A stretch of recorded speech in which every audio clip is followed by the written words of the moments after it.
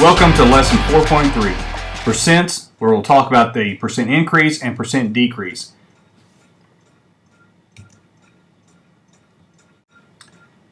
Percent increase and decrease is a very simple concept. We'll start with a whole, we'll see how the amount changes, and if it increases, that's a percent increase. If it decreases, it's a percent decrease. For example, Bill had $20 until Susie gave him $8 more. He now has $28. In this case, Bill starts with $20. It then changes to $28.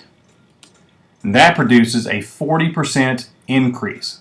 His amount changes by 40% and it increases. In our second example, Freddie's average was 85 until his last test. Now it is a 75. So Freddie starts at 85. It now changes to 75, giving us an 11.8% decrease. Today what we'll talk about is how we can use proportions and a fraction bar in order to determine that percent increase or decrease for different situations. Let's start using the fraction bar method. Our first example will be, the price of a movie was $5. Recently it was changed to $6 per ticket. What is the percent change? Now to figure this out, we're going to use the fraction bar. We'll start off with the first bar, which is going to be representative of our whole amount. This is our original amount.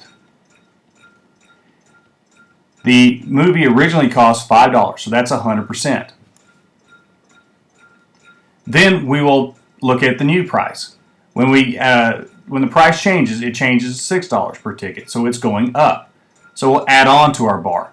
Now our price is $6 and we'll try to figure out what that new percentage is. Now in order to do this, we'll use this to set up a proportion. We'll take our two amounts. We have 5 and 100. That'll be our first side. And then 6 over x will be our second. Now notice we just took them straight from the bar, just the way they are. And then we'll use our algebra to solve this. We can cross multiply. 100 times 6 is 600. 5 times x is 5x. We can then divide by 5, and that gives us 120 equals x. That means our new percent is 120%. Now we're not looking for the new percent, we're looking for the change.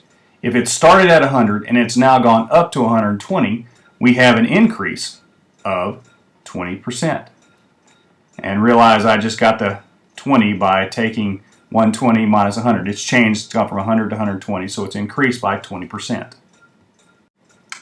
Next, we'll take a look at our second example. Joe likes to run. His time in the 100 meters was 11.5 seconds last year. Now it is 10.2 seconds. What is the percent change? Again, we'll do our fraction bar. Notice here we have the original amount.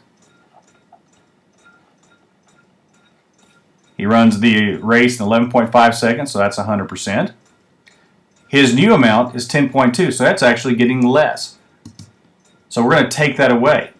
So now it's 10.2 over x. So we have our two amounts. 11.5 is 100%, 10.2 is the new percentage.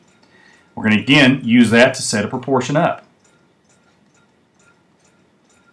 We're going to have 11.5 over 100 equals 10.2 over x.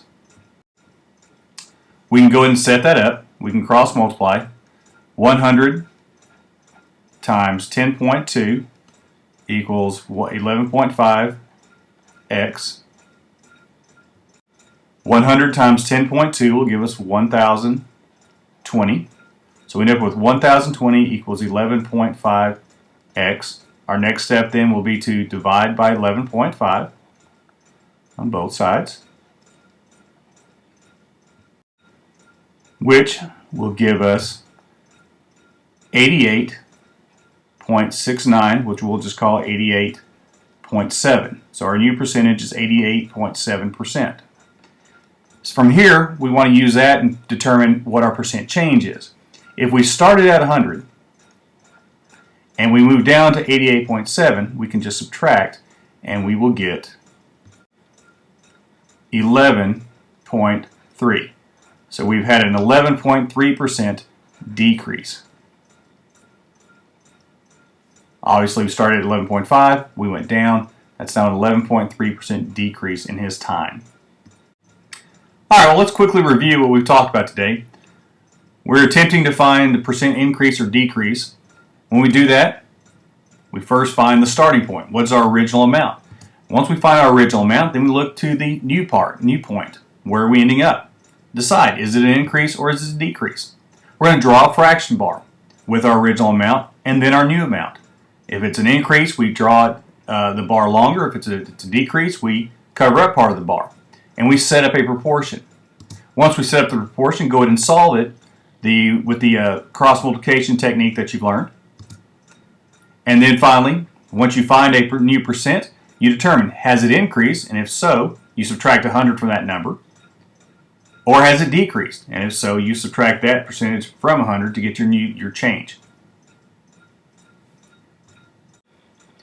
Finally, that brings us to our question of the day. Be sure to write something. Try to be specific with a good question of something that you need answered. If you're still having trouble, be sure to come by tutorials. We're in W206, after school and before school, Monday through Thursday. Until then, have a nice day.